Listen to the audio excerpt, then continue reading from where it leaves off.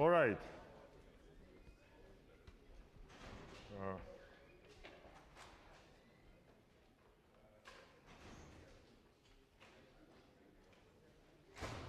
So, I guess the last couple of lectures we have been talking about ways of dealing with hard problems, right?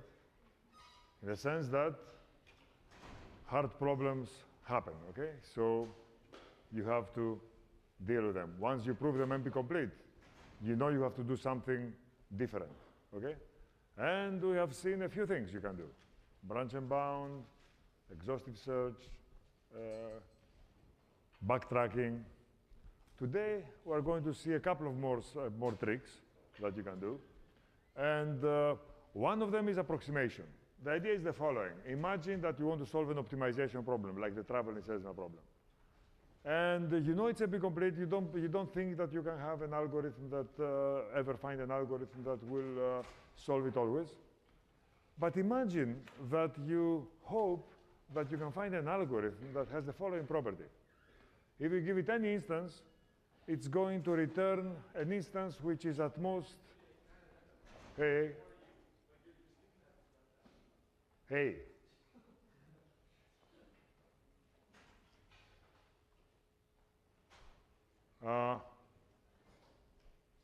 so imagine that you can, that you have a hunch that you can return an algorithm, that you can find an algorithm which, given an instance, it will return perhaps not the optimum, but it will return a good answer, a good solution, a tour that is at most, let's say, 15% above the optimum. That's interesting, okay? You want that, all right? You know that it's hopeless to try to find the optimum. Maybe finding something close to the optimum is good. So that's what approximation is. Basically, what's an approximation algorithm?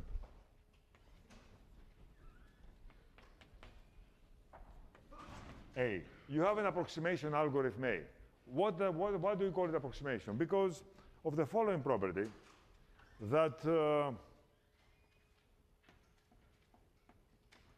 imagine it's a minimization problem.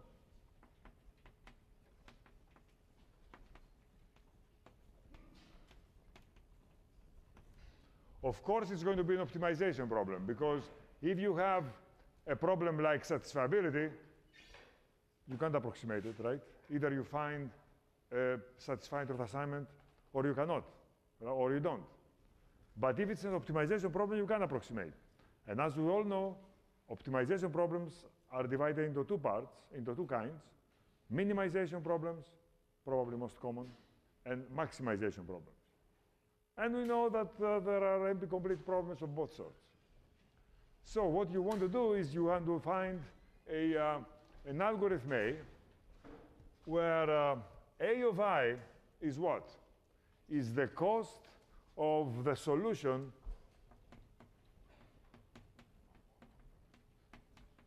returned by A on input I. So if you give it an input I, this algorithm will not punt, it will work along, and it's going to find a solution. Give you a solution. Not the optimum solution in general, but it will have the following property, that A of I, the cost of the solution, divided by opt of I, okay, is not huge. In the case of the 15% approximation for the TSP that I told you before, it will be 1.15. So the max over all instances of this is called the approximation ratio of the algorithm A. Okay, so you have an algorithm, and if you know that it always gives you not more than alpha sub A fraction of the optimum, and obviously, since you are talking about a minimization problem, it's going to be bigger than 1, okay? Everybody sees that? Then we say that this is an approximation algorithm, all right? That's what an approximation algorithm is. It is an algorithm that gives you a solution which has some approximation guarantee. Okay? Everybody understand that? So that will be our goal this time, to explore this.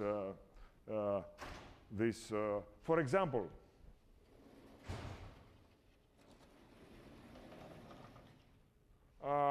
for set cover, greedy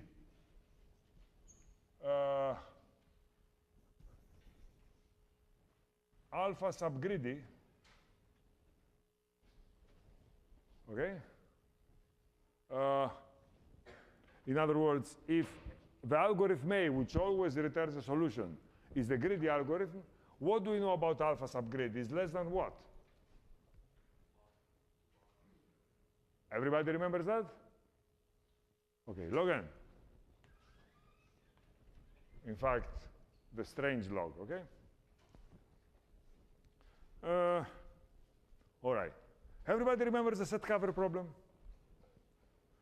I have a question for you. Imagine that we have an instance of set cover, okay? A bunch of sets. And then you notice the following, that every element belongs to two sets. Okay? I have a question. Does this become another problem? And if so, which problem? Anybody has a suspicion?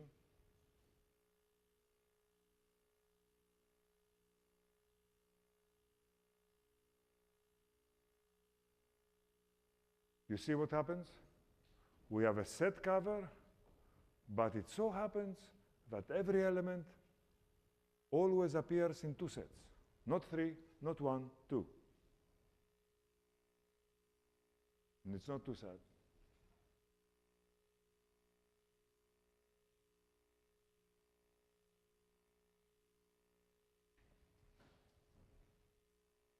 Vertex cover, yeah.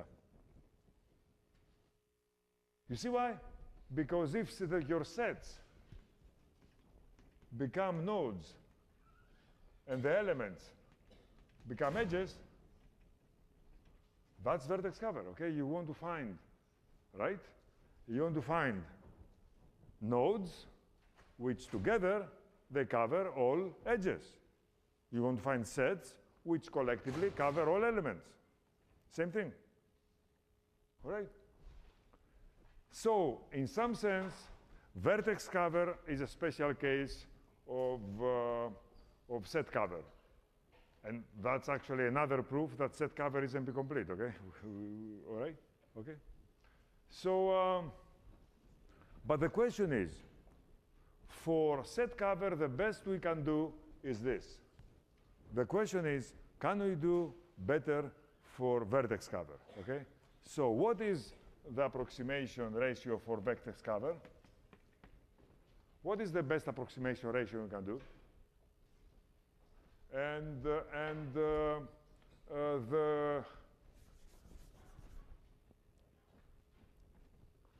certainly it is less than log n, okay? Because we can do log n by the greedy algorithm.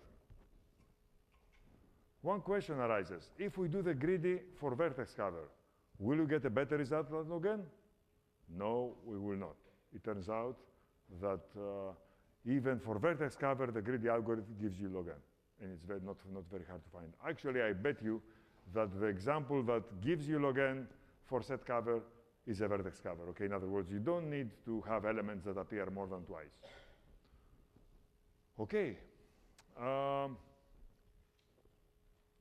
So we need a better algorithm. You know, we want to explore if we can find a better approximation algorithm for vertex cover. And it turns out that in this case, there is a very simple algorithm that works, okay? And that's, in some sense, a greedy algorithm. In fact, it's more stupid than greedy, okay? It's a very, very unsophisticated algorithm. Watch. The vertex cover, in the beginning, it's empty. And we do the following. While G has edges, in other words, while G has not become the empty graph that has just nodes and no edges, do the following. Pick an edge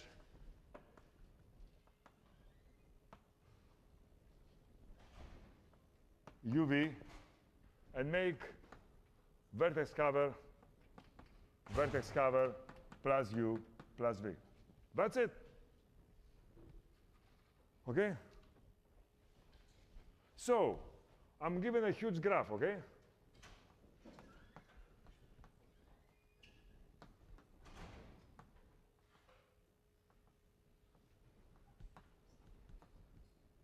Okay? What do? I say I find the vertex cover as follows. Sorry. Pick an edge UV plus U plus V. Delete U and V from G. So here's what I do. I pick an edge, any edge. Let's say this edge. I delete all these nodes. All this, and then I remember that these two guys are in my vertex cover. Now I pick another edge.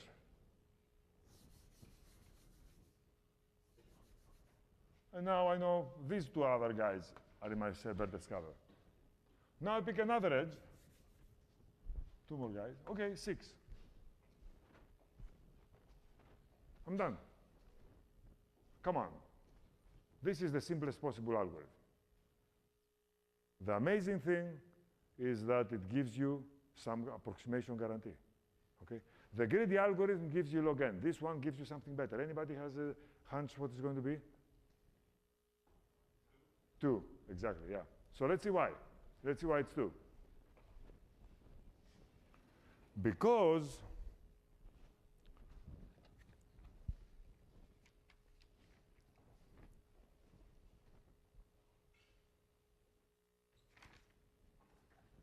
why is that? Suppose that D is the set of deleted edges.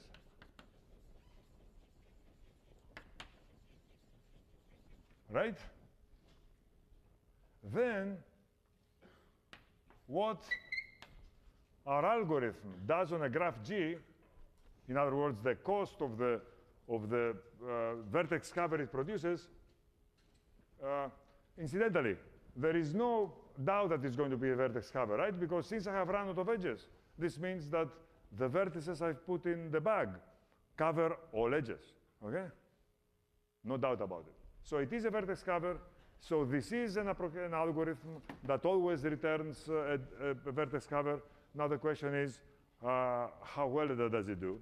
So the cost of the solution it produces, it is 2 times D. Okay? Everybody remembers that? Everybody agrees with that? However, the optimum of G is at least D. Why? Very simple. Because the 3 edges that I deleted, these, let's say this and this, had to be covered. They don't touch each other because they were deleted at different stages. And therefore, I must pick one of these 2 nodes, one of these 2 nodes, and one of these 2 nodes if I want to have any hope of covering all edges of the graph. Therefore, you see how slick it is? Even though it's very primitive, very brute force, it's still slick. My solution is a lower bound for the optimum.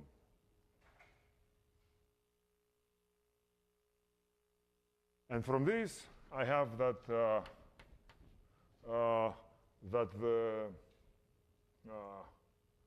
alpha sub A is less than or equal to 2. Not a very exciting result, okay? In other words, this gives you a result which is at most twice the optimum, okay? The error is at most 100%, okay? It does sound very nice, okay? One of the amazing things in this field is that, what? Almost 40 years later, this is the best algorithm we know for the vertex cover, okay? We don't know of a better algorithm for finding an approximate solution to vertex cover. Okay, if you want to become famous fast, okay, that's it, all right? do it in 1.95, okay? Yeah. Can you prove what the best approximation ratio is that is NP complete? Excellent question. Yes, but we cannot quite prove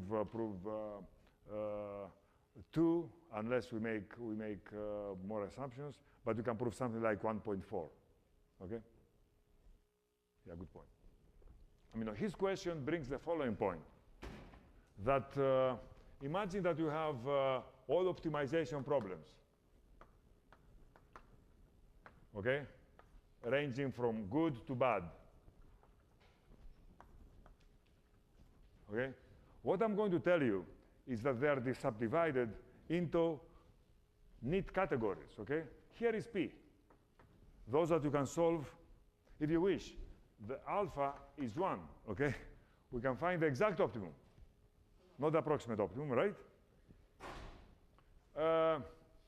Here is a nice class which we call pitas for polynomial time approximation scheme. This means that alpha goes to 1 without ever getting there. In other words, we can make it as close to 1 as we wish. And we'll see a nice example. Then we have something called APX, which means that alpha is greater than 1, but smaller than infinity. It's bounded from above and below. Vertex cover is like that. And then we have in APX, the approximable problems in which alpha equals infinity. And I guess over here, we have log APX, where alpha goes to infinity, but goes slow to infinity, goes like log n. But it turns out that all the optimization problems in the world fall somewhere there, okay? And after NP completeness, the task of theoreticians was to classify optimization problems in this chart, okay? And we are going to see, for example, that knapsack is here.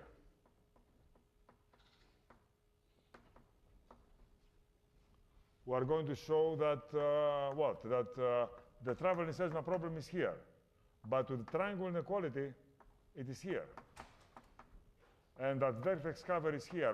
We already know that. Well, we know that it's here or here, but it turns out it's here. Okay?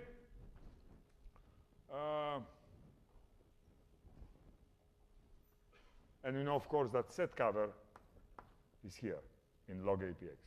So that's sort of in short, how the world is. And now all we have to do is try to classify problems there. So let me show you a few things. Let me show you how to solve the triangle inequality TSP. Okay? Everybody remembers what the triangle inequality TSP is? It is a traveling salesman problem in which the triangle inequality is respected. In other words, dij is less than or equal to dik plus dkj. Okay? For all ijk. It's the reasonable instances of the traveling salesman problem. All right? So here is an algorithm. For this problem, the best we know how to solve it is, I guess, alpha equals 1.5. In other words, 50% above the optimum, which is not very hot, but that's the best we can do. But now I'm going to tell you how to achieve alpha equals 2. In other words, 100% above the optimum. And to do this, we are going to use an old friend of ours, the minimum spanning tree problem. So, watch.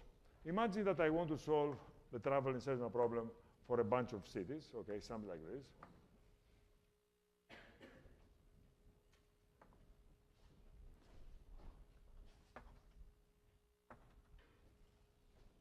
How do you visit these cities?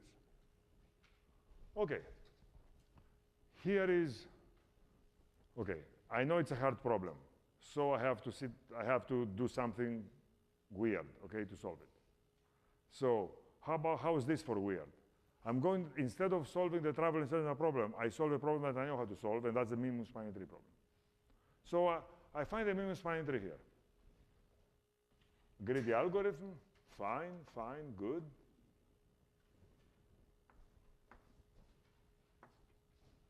Okay?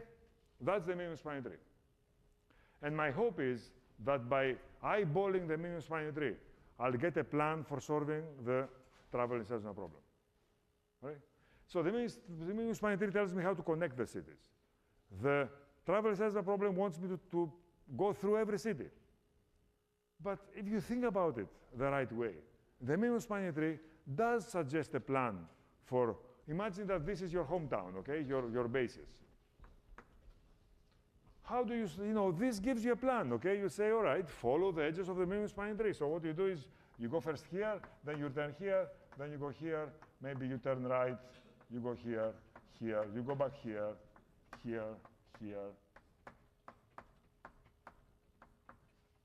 Get it? Done. Okay? That's a plan. All right. That's not exactly a tour because, for example, this city is visited 3 times, okay? But I have not taken out of my back pocket my only advantage here, right? I have the triangle inequality. The triangle inequality means that I can say the following. Follow this plan, but if you are about to visit a city for the 2nd time, don't do it, and skip to the next city, okay? So basically then it will be like this. I go here, now I go to the next new city, which is here. Then I go new city, oops, not new city, so I go directly here, not new city, I go here, then it's not a new city, old city, I've seen it before, I go here, and then I go directly here. And I get a tour which is not bad at all. Everybody understands what I do? I use the minimum spanning tree as a plan, and then I skip cities because I don't have to visit cities more than once. And the point is, what? What is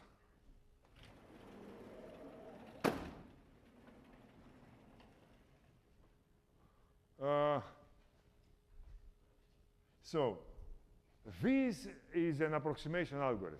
Here is why. Embarrassingly, the proof is identical to the previous proof that I showed you. Let's see why. What my algorithm does on the instance is what? Is twice the minimum spanning tree, right? Less than twice the minimum spanning tree. Okay? How about the optimum? The best tour of I. Listen. The best tour of I is going to be something like this, right? Okay? If I delete an edge from it, what do I get? A path. What is a path? A tree. So I get a tree. The minimum spanning tree is going to be even smaller. So the point is that the optimum solution is at least as big as the minimum spanning tree. Because see it this way. A tour connects the cities. The cheapest way to connect the city is the minimum spanning tree. So the tour has to be bigger than the minimum spanning tree. So the optimum is at least the minimum spanning tree, and therefore A sub of this algorithm is less than or equal to 2. Okay? Notice the similarity between the two. And they prove a point, okay, that in order to come up with an algorithm, you must find a way that you have to do something subtle, okay? In order to find a good approximation algorithm, you have to do something very subtle. And if you think about it, what you have to do is the following. You have to solve a problem by an algorithm and keep it as simple as possible, of course, because if it becomes complicated, it's difficult to analyze. And you have to keep your eyes on 2 things at the same time, okay? On 2 tasks. As you build your solution, you want it to be good, cheap, but also you want it to bound from above the optimum solution, whatever it may be. Okay? So these 2 algorithms have this interesting property, and that's why we can so simply prove that they are good. Yeah?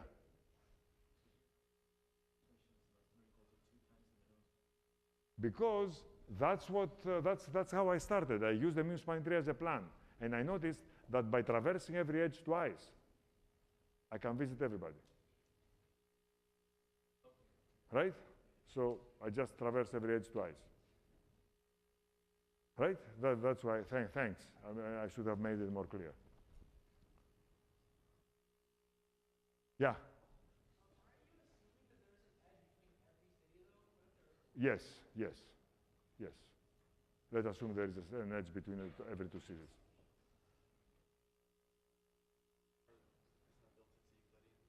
See?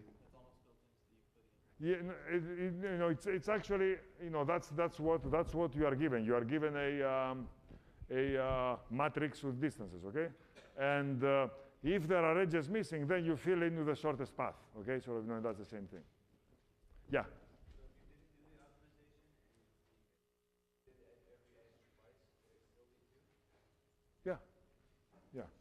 Yeah. It's a little better, and also, strictly speaking, that's a tour. The previous one was not a tour; it was like a little monster, a little transient monster, right? I mean, it was because a tour means every city is visited once, right? Not 3 times or 4 times.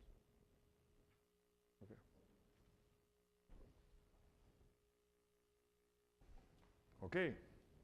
Are you ready for more? In the book, we prove that without the delta, without the triangle inequality, the traveling Selzner problem is inapproximable, okay? If you could approximate it within any bound, okay? If you know how to solve the general traveling Selzner problem in a manner that is always at most 1,000 times the optimum, then you are in you are in luck. You have proved that P equals NP. You can solve any problem you want with this algorithm, all right? And it's a very simple proof, which I'm not going to give you here. It's just an NP completeness proof. But I want to talk about knapsack, okay? Why knapsack is what is the reason that knapsack is so much easier than any other problem? And the reason is that it has a pseudo-polynomial algorithm, okay? It has a dynamic programming algorithm that solves it in pseudo-polynomial time. And usually when you have a pseudo-polynomial algorithm, this is auspicious. It's a sign that the problem can be approximated very well, even though it may be NP complete. Okay, and let me show to you how you do this.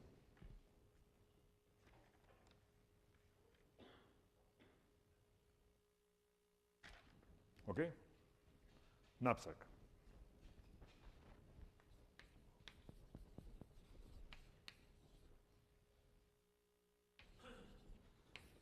You are given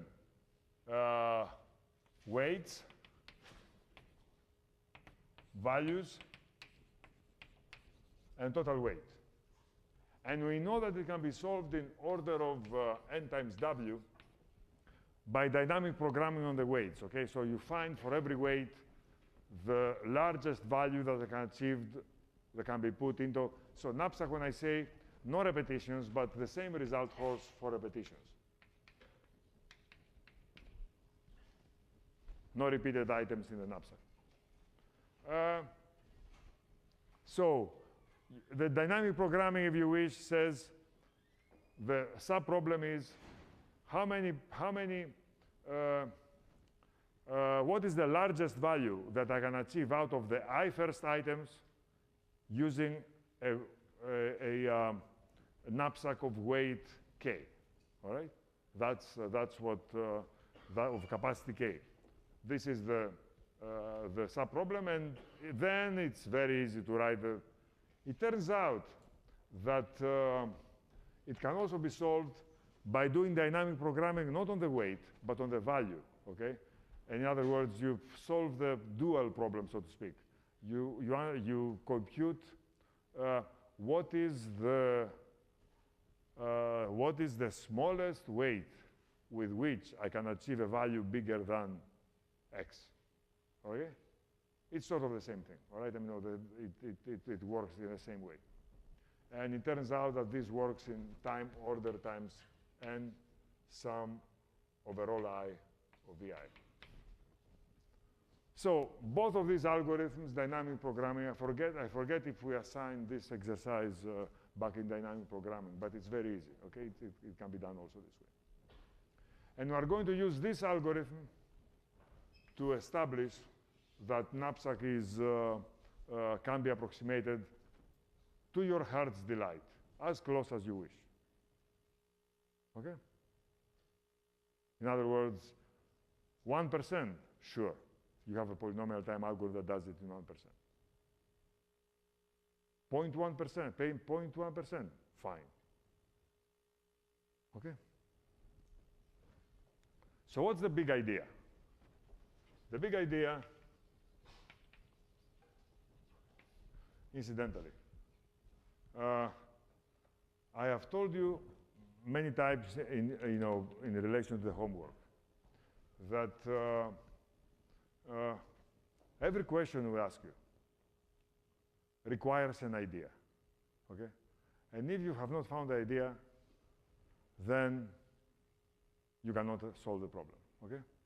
And if you find the idea, just by stating the idea, and you can probably state it in 2 lines, you have answered the question, okay? So, but maybe sort of, you have to go through the motions of writing a few more things, or, to make the grader's life a little easier, okay? What's my point? That especially when you try to find an algorithm, okay? When you ask you, and I guess Satish foolishly promised you that we are going to give you hints about the final in this lecture, okay? So I guess I have to tell you a few things, all right? All right, so incidentally, the final is going to be what? You realize at least 50% of the final is going to be about NP completeness, okay? And if you think about it, it's reasonable, right? I mean, it's roughly 20–25% of the class. And when I say NP completeness, I mean chapters 8 and 9, okay? And maybe there's going to be a question, very simple question from chapter 10, which is the next lecture. Yeah. Okay. So, all right. So, I was telling you about the big ideas, right? So, and of course, I mean, it's going to be a 3-hour exam. So, we are going to ask you also to invent a couple of algorithms, like in the old days, okay? So, one thing I want you to remember about inventing algorithms, okay? It's the same thing, all right? I mean, if to find a good algorithm, you have to understand something about the problem, okay? You cannot just by pure thought and from first principles come up with a good algorithm for a problem that to give you, okay? You have to think about the problem, absorb it, play with it, make a couple of examples. Maybe we'll give you a couple of examples, okay? And then you are going to come up with an idea. In other words, what's an idea? An idea is understanding something about the structure of the problem. And once you understand something, and it's not going to be a difficult thing, it's going to be a simple thing, then the algorithm will flow from that, okay?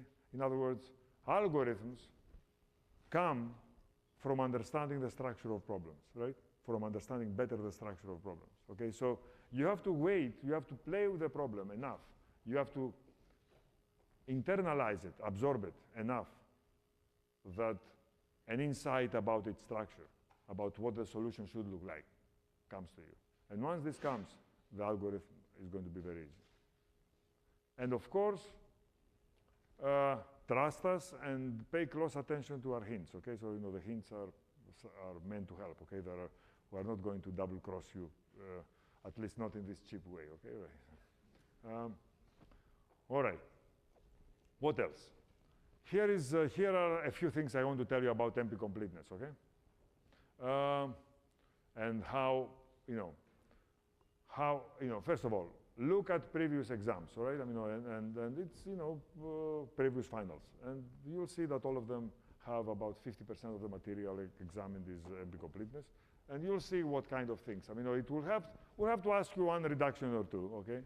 And But these reductions are not going to be like the reductions where you really need inspiration and epiphany, sort of, to get them, right? We're going to help you a lot, and it's going to be, basically, we want to make sure that you understand the mechanics correctly. What are the mechanics? Okay? Point zero, okay? When we tell you, prove that this problem is NP-complete, first, prove that the problem is a search problem, that it's in NP, and you know what this means, right? Don't forget it, okay? Because that's the easiest way to lose 1 point, okay? Why? Do it, okay? So you know how to do it. Always. Number 2, and most important, here is the easiest way to lose 20 points, okay? Always ask yourself again and again and again, am I reducing in the right direction? Am I sure that I'm reducing in the right direction? Am I really reducing a difficult problem to an easy problem? To a problem I know is difficult to a problem that I don't know is difficult. Because that's the right direction. That's how you prove a problem to be complete. Not the other way around. Reducing a problem A to a problem B means finding a general way to transform any instance of problem A to an equivalent instance of problem B. You go from A to B. It's a reduction from A to B. It proves that B is as hard as A. If A is already NP-complete, then this proves that B is NP-complete also. But please don't reduce in the wrong direction, okay? That's a very sad way to solve an NP-completeness problem, all right?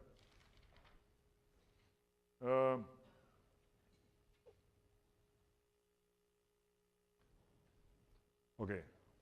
If you are reducing a problem A to a problem B, okay, through a function f, all right, in the end, you have to prove. So you're reducing A to B through a function f. In the end, you have to prove that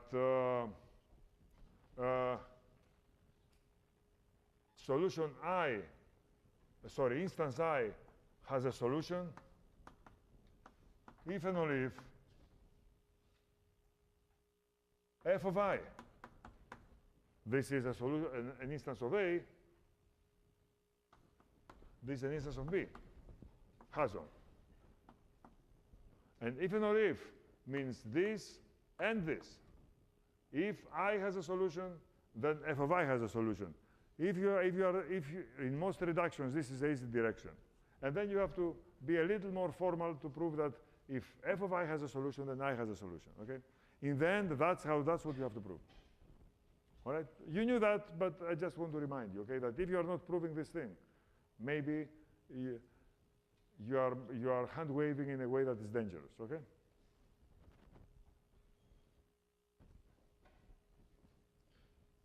What is f? F is the general transformation you have invented, which transforms any solution of I to an equivalent solution, and any instance of A to an equivalent instance of B. All right, that's what F is.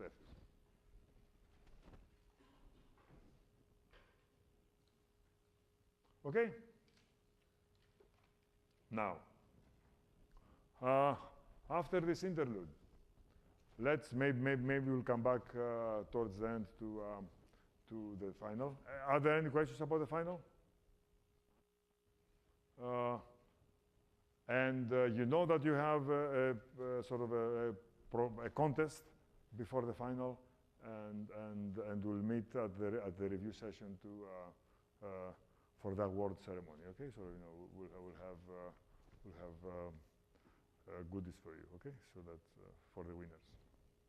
All right. Any questions? Cool. So let me come back to knapsack, all right? Remember what knapsack is? Yeah. Yeah, so the question I have about this is that if knapsack is already solvable in polynomial time, why do you need to approximation? It's not.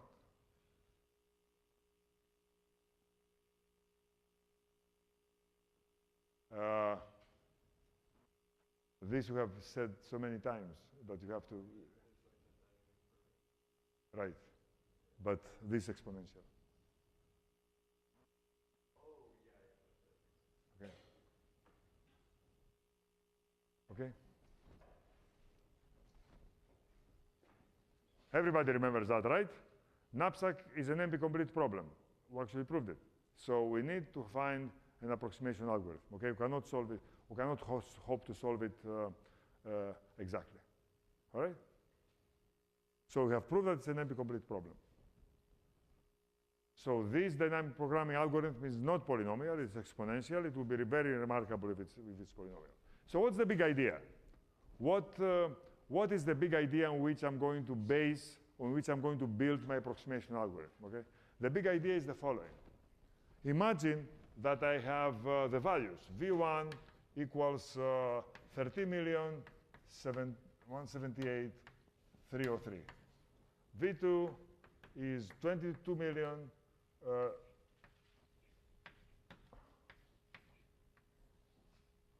V3 is 31 million, and so on and so on and so forth. What's the big idea, okay? The big idea is, come on, I mean, who needs, you know, this is a slow algorithm because the numbers are so big, right? Right? Okay. Suppose it was like this. How bad can it be? You see my point? What I do is I disregard the last few bits, few digits. That's the idea. And now I have to prove that it works. Everybody got it? So it's the world's most natural idea. And it turns out that with a long sequence of inequalities, I'll prove to you that it works. All right? So what's my algorithm? My algorithm is the following.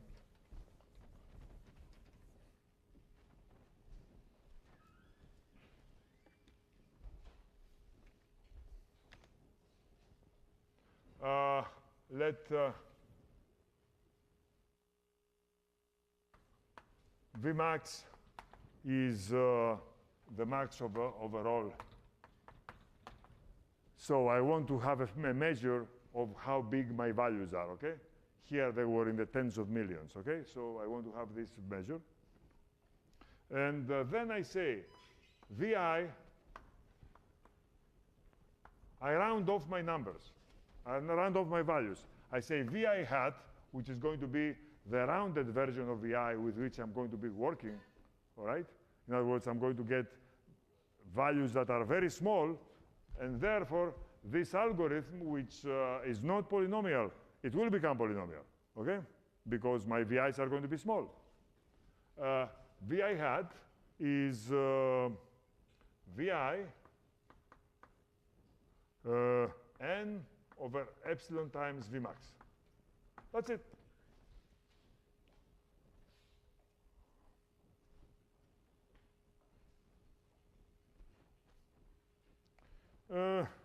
Solve by dynamic programming, output the result. In other words, find the best set to put into the knapsack if VI hat were the true values, and that's going to be your result.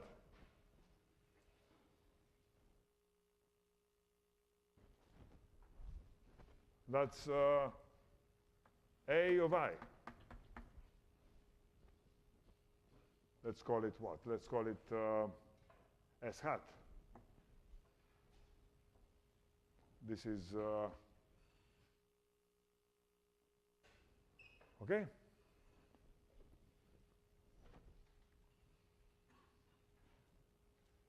And suppose, okay, the optimum, on the other hand, is going to another set S.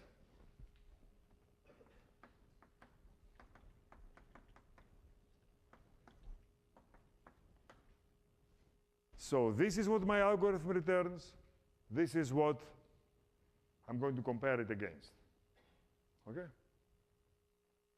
Is everybody following what I'm doing? Yeah. Oh, because in this algorithm, the W's are not parts of our state. okay? They are just numbers that we add and subtract, and we don't mind if they're big. Yeah. Sorry.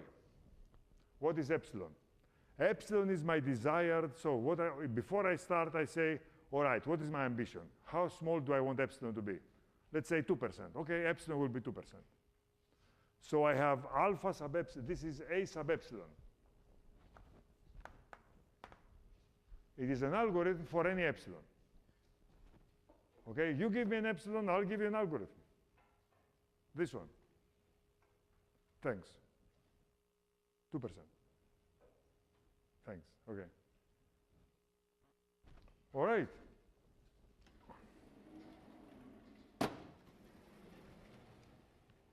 So we have to prove that this is a good approximation. Watch.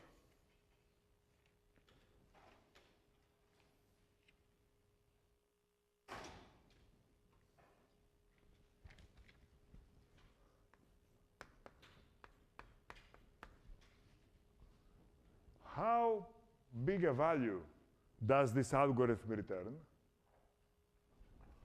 We know what it is.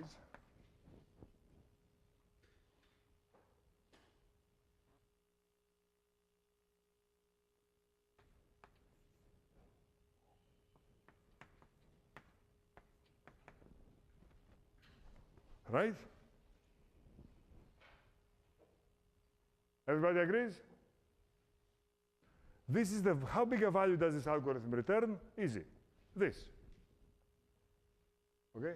So, a warning. I'm going to write for you 7 inequalities, okay? Each one of them is going to be very easy.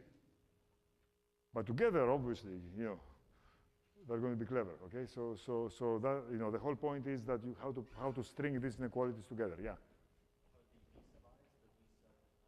No. So I'm going to say, this algorithm returns something to me.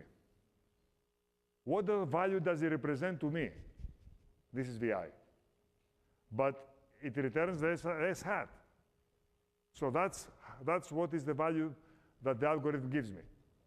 I want to prove that it's very close to the optimum. Okay? Now I have to go back to the S hats, which is equal, or if you wish, greater or equal to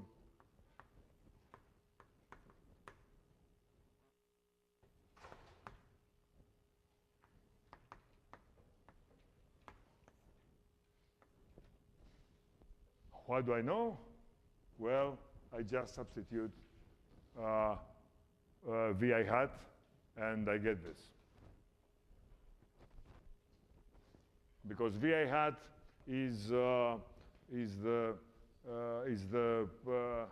if I bring this over here, VI hat is going to be the floor of that, and therefore this is even bigger, okay?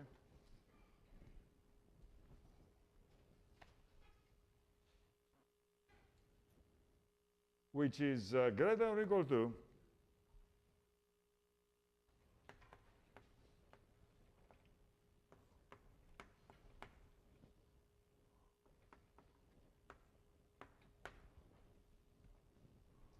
okay.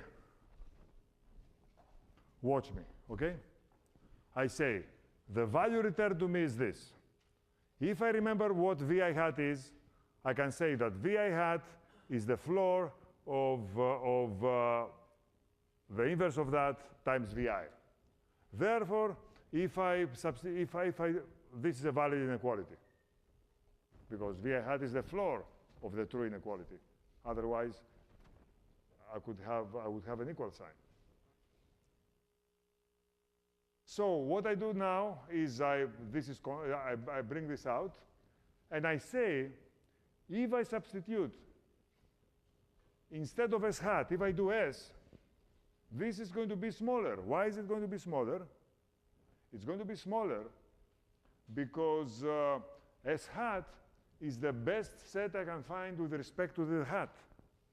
The hats, the VI hats. But now, S is the best solution, but it's probably not the best when I truncate, okay? So this is going to be bigger than this, all right? This is going to be bigger than this. big Y, because this is the best value I can get out of the hats. And this is another set. It happens to be the optimum, but it's not the optimum for hats. It's the optimum for the non-hat version. Now this is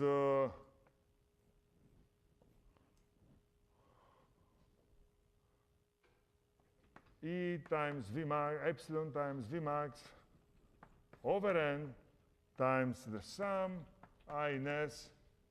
I'm going back, okay? I'm substituting what VI hat is. VI N over epsilon V max minus 1. So what I say is that it's a floor, so it's greater than or equal to this. The floor is greater or equal to this minus 1. All right? Is everybody following? And now I'm almost done. Is that or equal to what?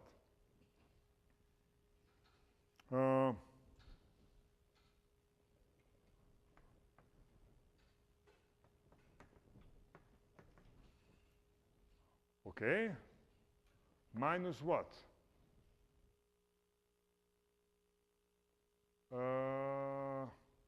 Right, the size of S, which is at most n,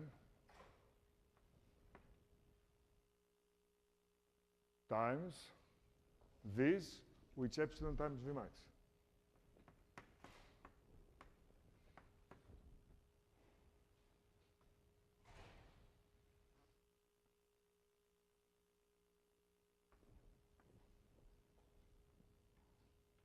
Okay. What am I doing here? This guy is what? Opt of I.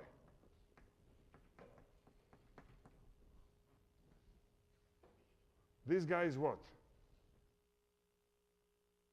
At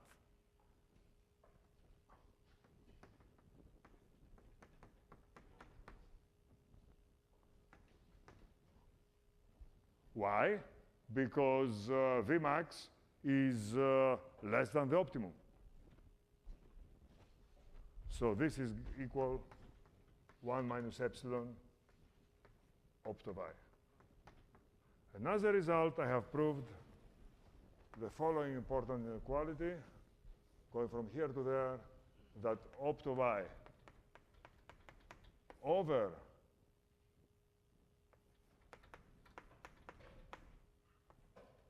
is at least 1 over 1 minus epsilon, which indeed goes to 1 if I take epsilon smaller and smaller.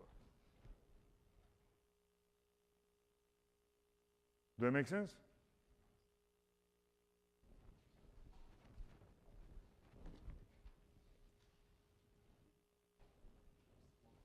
Sorry? No. So 1 over 1 minus epsilon is the same as 1 plus epsilon. Yeah.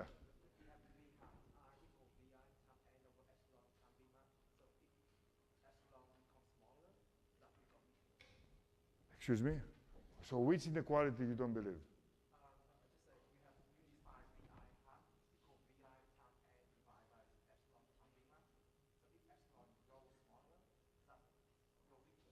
Yeah?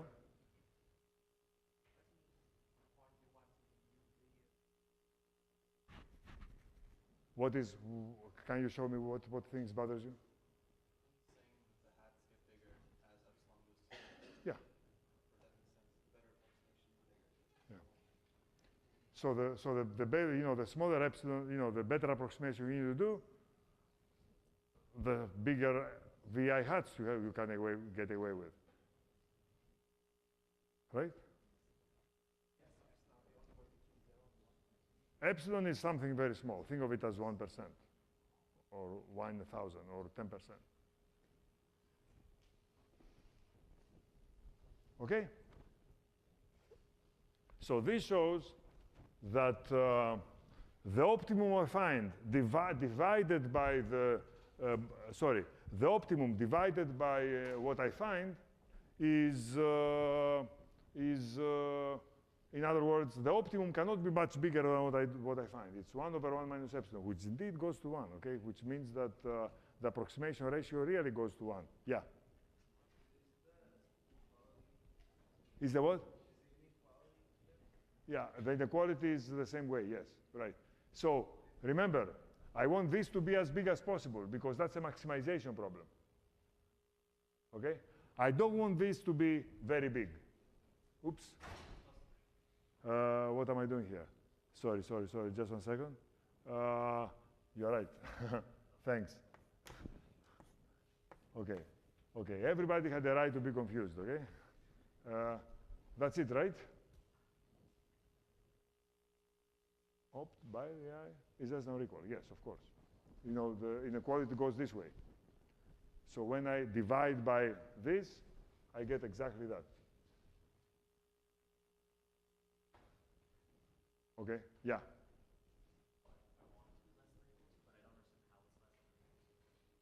Why it's less than or equal to? Because imagine that you divide both sides by, so take this and this. It's the same as this, right? Everything is positive.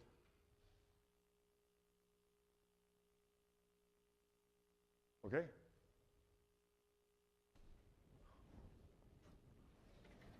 This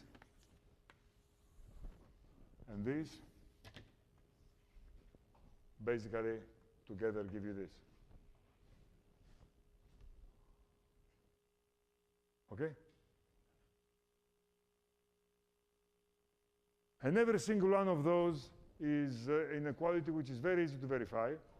But of course, this whole edifice is sophisticated, okay? Yeah?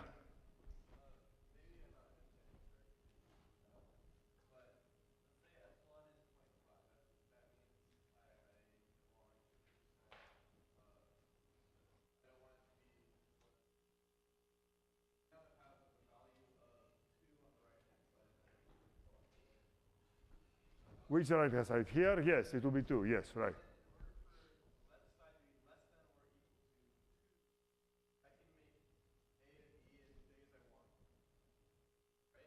You can make what?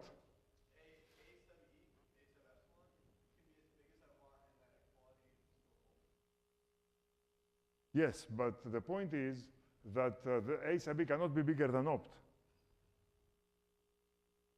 It's a maximization problem. You want to maximize the value, right? Important detail to keep in mind. This is a maximization problem. So this is going to be smaller than this. The question is, can it be close? Yes, as close as I want. This is always going to be smaller than this.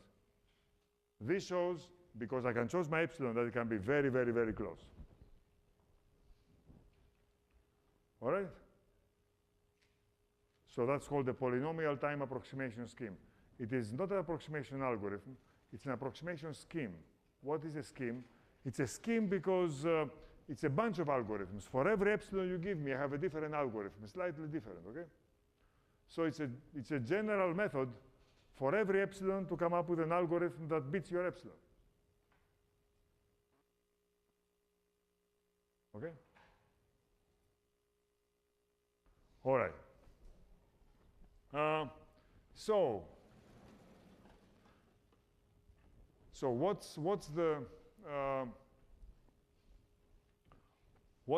is the this is, we're not going to talk more about approximation algorithms, but I want to look back and see what we have learned. We have learned that there are branch and bound, backtracking,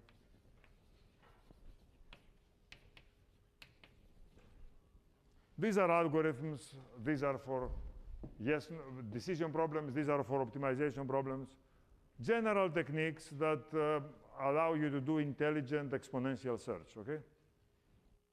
Then we talked about approximation algorithms. And these are very satisfying because they give you a theoretical guarantee, but they're hard to come by. And frankly, sometimes you can do better in practice than follow an approximation algorithm. There is something else called local search, which are really cool algorithms. Let me tell you what they do. There are algorithms that work like simplex, or if you wish, like maxflow. What they do is the following. X is any solution, while there is a solution close to X with better cost,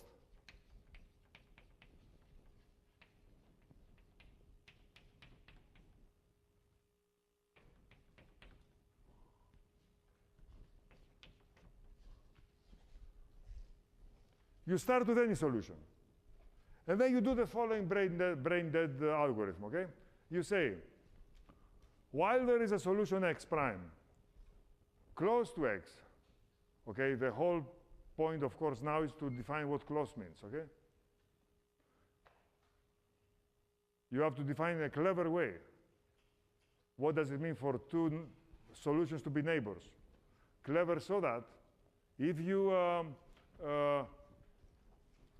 you can search the neighborhood, but so it's big enough that you can give you the local optimum you are going to find in the end. So what will happen in the end? In the end, you are going to get stuck.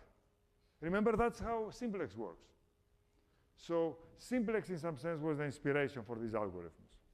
And some of the most successful algorithms for optimization problems that are difficult are of this sort, okay? And please read, there is a last section in the book about how to design such algorithms. Okay, it takes a lot of engineering and insight and intuition and experimentation to design those well. So I think in the way you many of you are going to solve so if I had to guess what kind of solutions you are going to look for in the contest,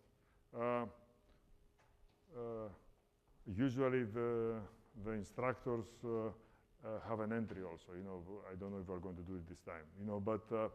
But what would we do? We'll probably see if we can get away.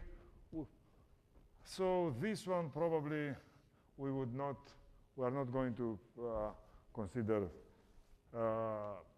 very favorably. We'll see if we can get away with some kind of branch and bound. That's always a good. Or we'll see if we can find a good local search algorithm. Failing that, some kind of general heuristic, okay? So that tries to find a good solution and then tries to improve it and then tries to see if it can improve it further and then it punts, okay? So the sad truth is that there are some standard techniques for developing heuristics for these problems, but there are no general rules, okay? Every difficult problem, and we give a different, in this class, we give a different such problem every year. Every difficult problem like this, it has its own quirks and needs its own medicine, okay? And I have not thought how to solve this problem before. I mean, actually, this problem, I don't know if you know, but it's the problem that we assigned to you, the connected dominating set problem. It's not, people interested in ad hoc networks, and wireless networks. They want to solve it, okay? They want to have a connected set of nodes that dominate the whole network. All right, it's sort of important.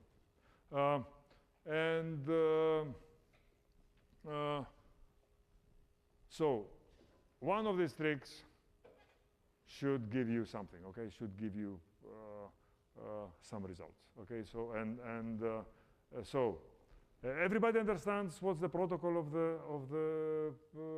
the contest, right? Are there any questions about this? Yeah.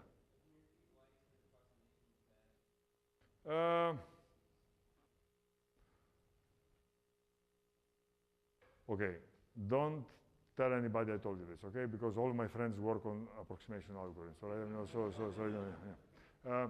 But here is what I mean. That approximation algorithm is a very satisfying thing because you have a mathematical guarantee that your solution cannot be more than, let's say, 30% above the optimum, okay? But imagine that by doing something clever, most of the time, you get within 3% of the optimum, okay? And probably by following the strict protocol that leads to the guarantee, you are not going to do as well, okay? You know, unfortunately, it turns out that it takes different skills and different methodologies to prove that something is good, as opposed to find something that is good most of the time.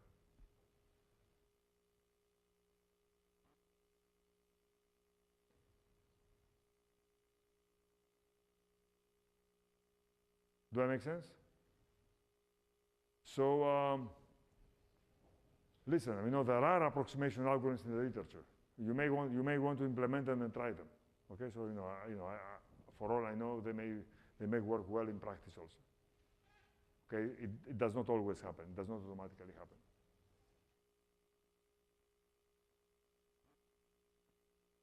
Any more questions? Yeah.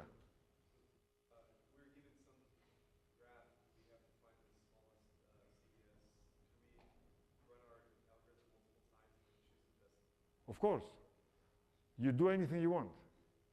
You realize that sort of, you run your algorithm on a cluster, and so as many times as you want to find the best. Okay.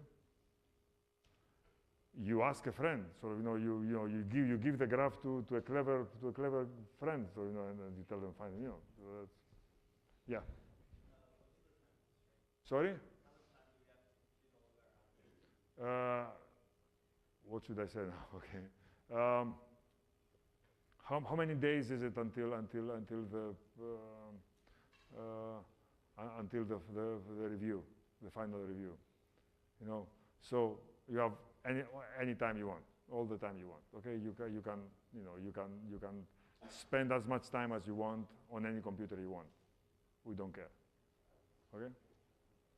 If you want to spend a lot of time on a computer, fine, good, yeah, good for you. Yeah. Yeah. Are there any predicate sets that have a solution that, or we just have to?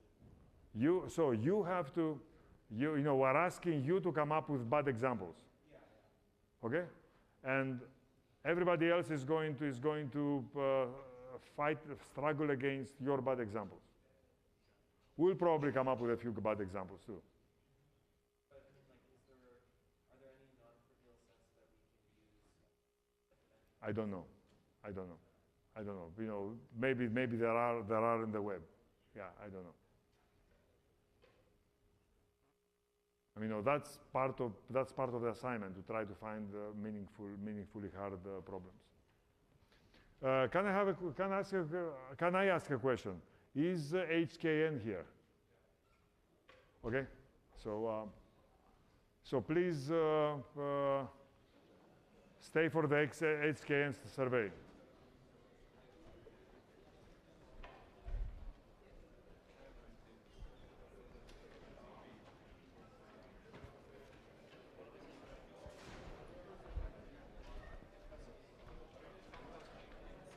Sorry? Are we going to talk about cutting planes at all? No, okay. no.